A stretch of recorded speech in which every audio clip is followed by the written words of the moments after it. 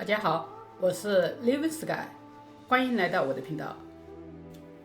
今天我想跟大家分享一个用烤箱做糖醋三文鱼的方法。我之所以选用烤箱做这道三文鱼，有几个方面的原因。首先，我就是想保持鱼的完整性。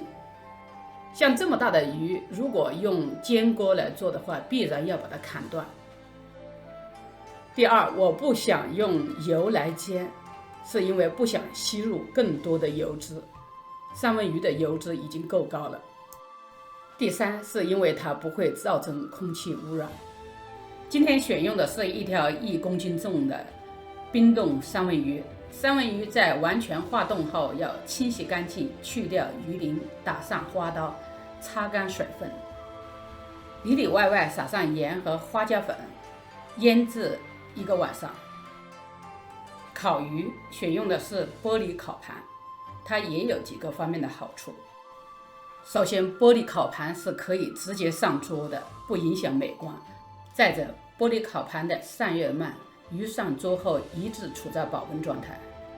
还有一个最大的好处就是玻璃烤盘不粘，容易清洗。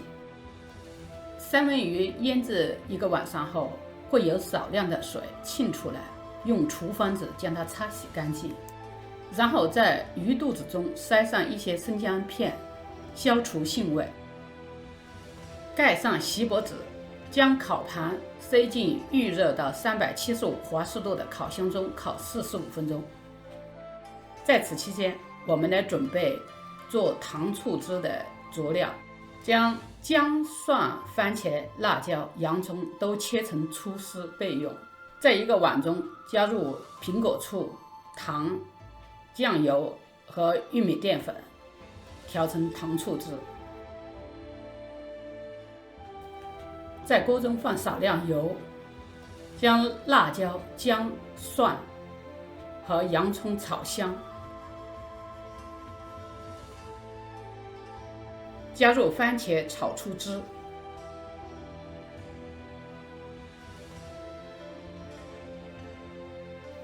倒入刚刚调好的糖醋汁，再加入等量的水，煮开后关火，放置一边备用。三文鱼烤了45分钟后，皮已经有点脆，鱼肉非常的嫩，味道也正好，很鲜。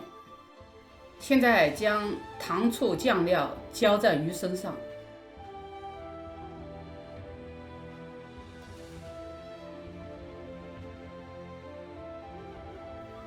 再次盖上锡箔纸，回到烤箱再烤15分钟。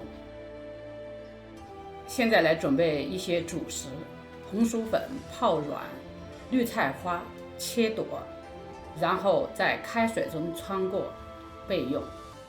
红薯粉捞出来后拌上一些橄榄油，防止粘连。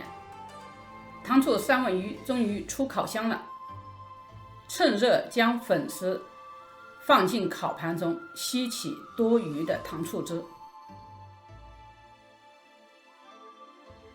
再加上一盘清脆的西兰花，就可以开饭了。今天的分享就到这里，谢谢大家，我是 Living Sky。如果喜欢我的视频，欢迎订阅我的频道，下次再见，拜拜。